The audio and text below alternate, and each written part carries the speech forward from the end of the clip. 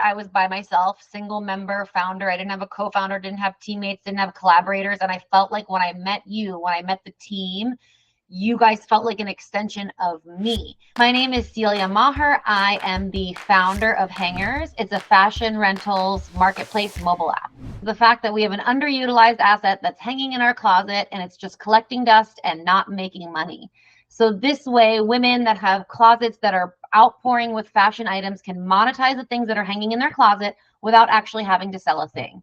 And on the flip side, because it's a dual-sided marketplace, we have women that want to be able to go on a night out and not spend $1 million to look like $1 million. And this way you can shop inside someone else's closet and just rent what you need when you need it for as long as you need it. And how did you get started with this idea? How did you go about this idea making a reality, an app? It was always the twinkle in my eye. It was my 5 to 9. I had another job, 9 to 5. That was my primary motivation. That's what I was doing every single day. But this was always something that I wanted to pursue. I don't know if I want to answer this question because it's kind of sad, Marcos. It's like, Yeah.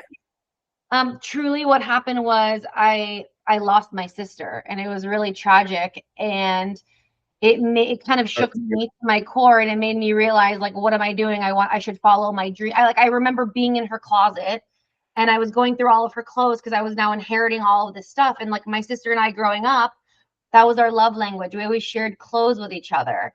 And I was sitting in her closet, and it was kind of like the universe, her, whatever you want to say, being like, follow your dreams, launch Hangurs. Like, this is your opportunity to do it. You're literally inheriting all of her things. So it's kind of a sad story, but it's also kind of beautiful and in its own right. But it was always something that I wanted to do. I just don't think I ever, like, I don't know. I never did it because I was always playing it safe. And it's really scary to, go out and launch a startup. But I think if it's something that's inside of you and you can't shake it, there's no other way around than through, and you just have to give it a go, give it your best.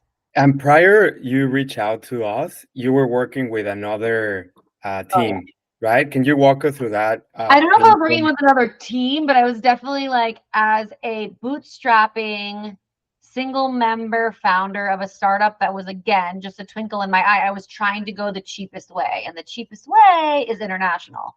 So I think when you and I first connected, Marcos, I don't even know what country this guy was in, but it was not the right time zone. It was me trying to cut corners and get something like an MVP done the cheapest way possible. And even though it was inexpensive, it didn't get me very far. In fact, the cheap money that I spent was a waste of money. So when you met me, it was kind of like me being like, help, like, I made a mess of things. Can you help me? Right. And what set us apart from other teams you were discussing back then? I was by myself, single member founder. I didn't have a co-founder, didn't have teammates, didn't have collaborators. And I felt like when I met you, when I met the team, you guys felt like an extension of me. We would have meetings, and even in the very early days, I don't know how you guys did it, but everybody acted and felt, and it seemed like you cared. And now looking back, I know that you did, because you still do to this day when we have meetings. But everybody cared. Everybody was like getting in the trenches with me, and you're my sounding board, and we would like have a problem, and then people would come up with different solutions, and I truly felt like you were an extension of my team. And I think that's something that, especially a single person founder on their own, that's what you look for when you're looking for partnerships, is a team that feels like an extension of your own. There's a unique thing that these guys are X or Y. Yeah, what I was saying was, I feel it's like a biased answer because I feel like I love you. I love my team so much, but I feel like it's reciprocated, which, here's the thing, like, we're transactional. Nobody needs to care about anybody. Nobody needs to care more than they need to, but it doesn't feel transactional with you guys. And I think that's what sets you apart. The fact that I truly feel like every person on my team has my back. Every person on the team will be a sounding board with me. Not only if, like, there's a problem, here's the problem, but here's 4 different solutions, or let's talk through this. Or even if it's something outside of the scope of Geekbears, like, you guys know what is going on outside of what we're working on, and still everyone asks, how's it going? How can we help? How can we be a resource? So for me, it's the fact that your team doesn't just stay in your lane and do what's expected and be transactional.